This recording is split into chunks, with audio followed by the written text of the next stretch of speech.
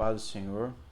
Hoje eu estou aqui, para a gente conhecer um pouco mais a matéria de bibliologia. O que é bibliologia? A bibliologia, ela é uma teologia que ela estuda, a Bíblia, as suas formas, as suas divisões, né, as suas organizações, seus temas. Então ela faz uma separação, de todos esses assuntos, ela faz uma separação dos livros, do objetivo de cada livro, e hoje a gente vai aprender um pouco mais. Para a gente introduzir aqui, o que é a Bíblia? A Bíblia, que nós conhecemos, se você chegar para uma pessoa e hoje falar, perguntar o que é uma Bíblia, ela vai te falar. Ela vai te pegar uma Bíblia Sagrada e vai te entregar, vai falar, não, a Bíblia é Sagrada, todos têm a mesma certeza. Só que a Bíblia, o significado de Bíblia é um conjunto de livros, No grego significa conjunto de vários livros. Por isso que nós temos hoje, a Bíblia, ela é um conjunto de vários livros inspirados por Deus. E quando a Bíblia ela foi escrita, a sua finalidade principal, a finalidade que Deus queria com a Bíblia, era revelar a sua vontade ao homem, se revelar ao homem. Na verdade, Deus tem várias formas de se revelar, tem revelações, sonhos, tem aparições que Deus apareceu, por exemplo, para Moisés, tem várias formas, mas a forma principal onde Deus se apresenta ao homem, mostra a sua vontade ao homem é através da Bíblia Sagrada. Então, a Bíblia ela começa a ser escrita por Moisés, logo no início da nação de Israel, quando o povo de Deus está saindo do Egito. Então, ele escreve ali o Pentateuco, Pentateuco que na sua origem no grego significa cinco em grego, Teuco significa volume, ou seja, volume de 5 livros. O objetivo desses 5 livros, era dar ao povo uma história, dar ao povo uma legislação, sobre qual eram seus direitos, seus deveres naquela nova nação que ali se formava, porque toda sociedade tem uma regra, toda sociedade tem seus deveres e tem toda uma organização que deve ser obedecida por cada pessoa que participa daquela sociedade. Então, o que Moisés faz? Primeiro, ele conta a história daquele povo, pelo Gênesis, Ele começa, na verdade, o livro de Gênesis significa a origem. Então, quando Moisés escreve o Gênesis, ele está dizendo para o povo, olha, aqui está a origem de vocês. Essa é a nossa origem como nação. Então ele começa contando a história desde Adão, passa por vários acontecimentos, Noé, depois vem a história do patriarca Abraão, e ali ele aborda de uma forma mais simples. E é importante a gente lembrar que a gente pode nos perguntar, se passaram 400 anos entre Moisés e Jacó, como ele ficou sabendo de todas essas histórias, Essas histórias elas eram passadas de pais para filhos, Então, com isso, essa história foi sendo preservada. Mas com o tempo, se não tivesse essa atitude, essas histórias poderiam ter se perdido no tempo. Então, o que acontece? Depois de todo ele ter escrito a história, ele escreve as leis, tem também a questão do tabernáculo, se fecha o Pentateuco. Nós temos na Bíblia agora os livros históricos, os que eles vão abordar. Os livros históricos eles vão abordar toda a história do povo de Israel. Nós começamos ali em Josué, quando o povo chega na Terra Prometida, ali eles começam a conquistar, começam a tomar posse daquilo que Deus tinha prometido a seus pais. Depois nós temos a história dos juízes, temos a história de Ruth, 1ª e 2ª Samuel, onde fala da história dos primeiros reis de Israel. Depois tem o livro dos reis. Esse livro dos reis também fala muito sobre a história dos reis, né? Temos Segunda Crônicas, né, que fala sobre a linhagem do povo de Israel. E, né, depois nós temos a história na história do povo de Deus lá em Esdras, né? Esdras e Neemias, eles fazem parte daquele povo que voltam do cativeiro e estão reconstruindo a nação de Israel. E depois nós temos, né, os livros poéticos. Esses livros poéticos, eles são 5 livros, né? Eles começam lá em Jó, depois, Jó, Salmo, Provérbio, Eclesiastes e Cantares, Cantares de Salomão ou Cântico dos Cânticos, depende da versão da Bíblia, esse nome é alterado. Então o que acontece? Quando você olha para esses livros, falam livros poéticos, a gente pensa, mas ali não tem muita rima, não tem muita... É porque esses livros, quando... primeiro que as poesias orientais, elas não são como as nossas poesias hoje, até porque já se passaram tanto tempo depois que a Bíblia foi escrita, ainda tem a questão, né, que a Bíblia ela foi traduzindo, foi fazendo traduções de idiomas para idiomas, né, e nisso a Bíblia né, foi mudando um pouco um sentido de idioma para idioma, então palavras que se rimavam no idioma, talvez no outro não rimava, então perdeu um pouco essa questão do encanto do lúdico, mas ela continua sendo a palavra de Deus, né? Ela não perdeu, né? Ela tinha um teor mais artístico, né? Tanto que Salmo está incluído aqui, né? Que eram louvores que o povo de Deus cantava a Deus, né? E quando nós vamos ali um livro que ainda tem um pouco disso, né? Que falam de um pouco mais, tem uma linguagem mais romantizada, Cantares de Salomão. Então ali a gente percebe muito bem isso que a gente vê, né, que é uma forma de escrita diferente. Depois nós temos os livros dos profetas, né, livros proféticos. Esses livros proféticos eram 17 livros. Desses 17 livros, 5 foi denominado por profeta maiores e 12 livros de profeta menores. Por que profeta maiores e profeta menores? Não é porque uns teve maior representatividade do que outros, foram mais conhecidos do que os menores, no caso, mas é porque os livros, né, profetas maiores, eles têm um maior conteúdo, né? Eles têm profecias, todos esses livros proféticos, eles têm profecias que, né, abordam o passado, presente e futuro. Se você for olhar para o livro de Ezequiel, por exemplo, ele fala da queda de Lúcifer, ou seja, eles abordam todo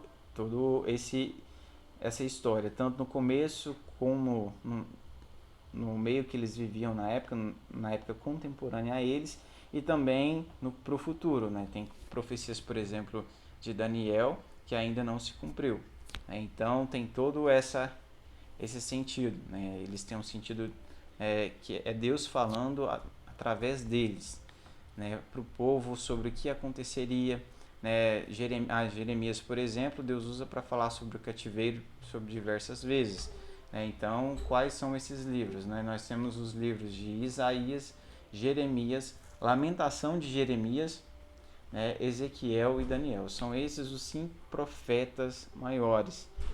E os profetas menores, nós temos, são livros pequenos, alguns livros contêm apenas um capítulo, você pode observar que são bem menores, por isso que é chamado de profeta menores, né, com poucos volumes. Aí você tem Oséias, Joel, Amós, Obadia, Jonas, Miqueias, Naum, Abacuque, Sofonias, Ageu, Zacarias e Malaquias.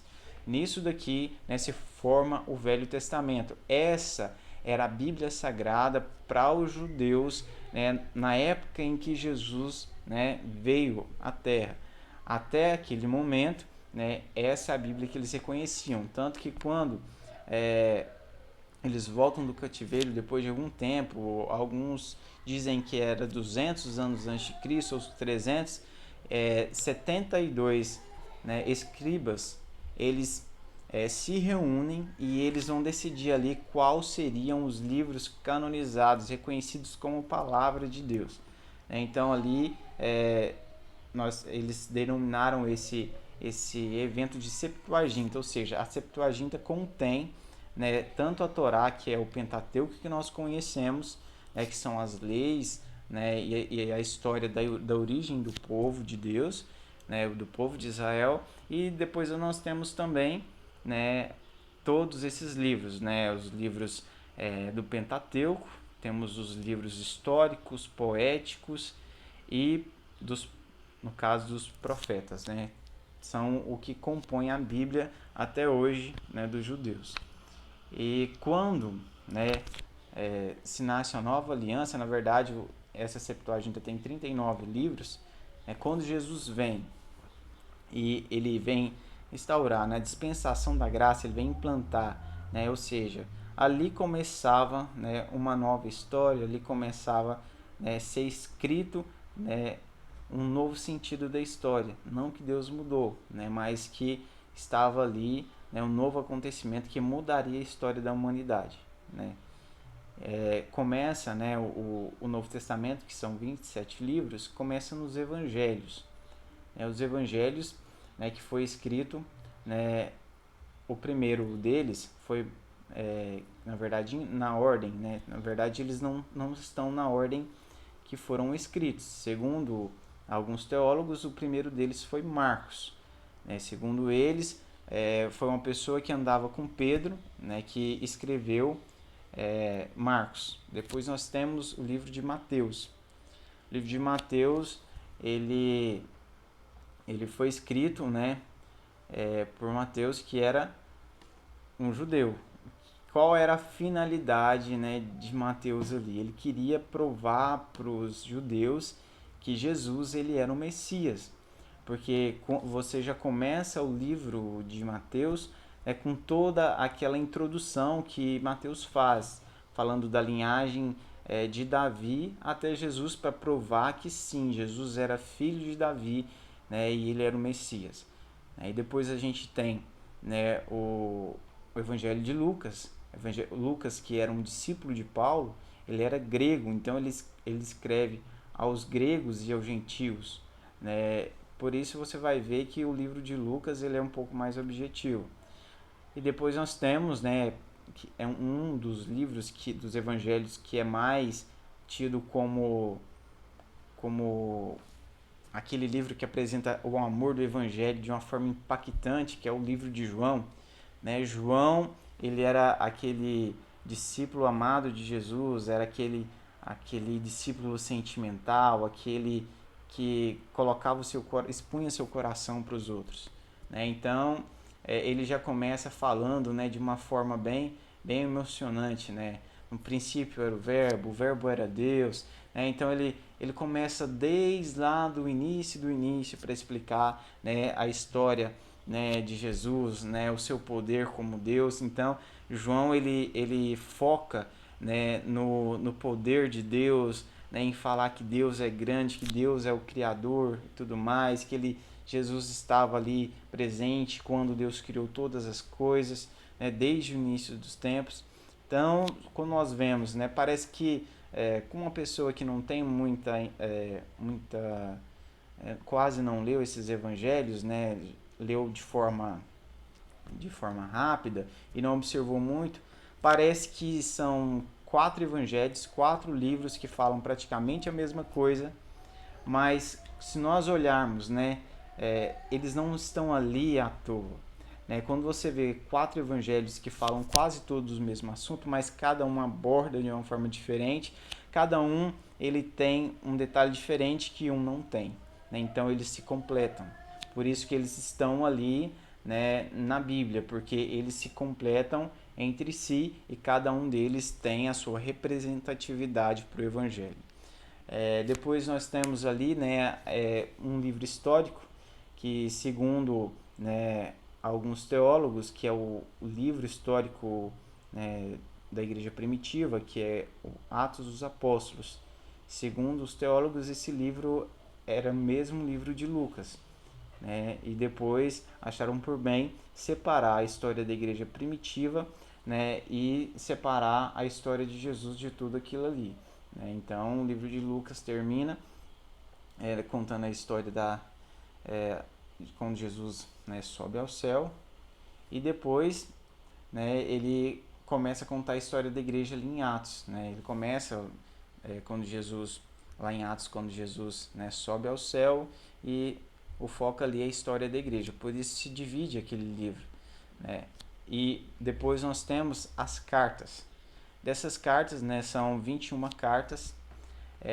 Essas cartas, 13 delas são atribuídas a Paulo e 8 são atribuídas a outras pessoas, né?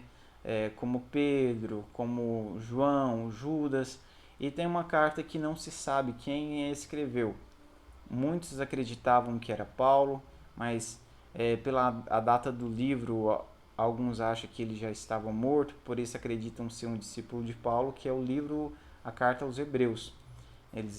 Muitos atribuíram esse livro a Paulo, mas não se sabe se foi realmente Paulo que escreveu esse livro, né, a carta aos Hebreus.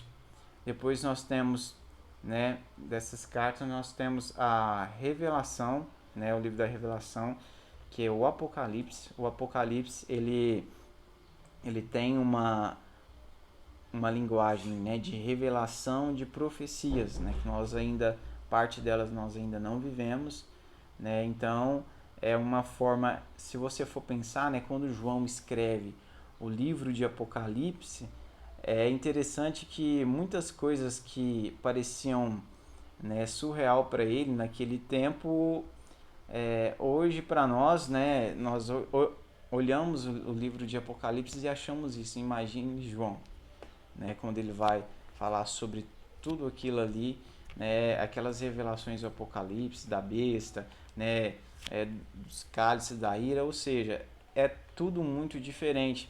Hoje nós temos aí, né, uma noção de coisas que estão fora de nossa realidade quando a gente assiste um filme, né, que é de ficção científica. A gente está acostumado um pouco com essa linguagem fora da nossa realidade.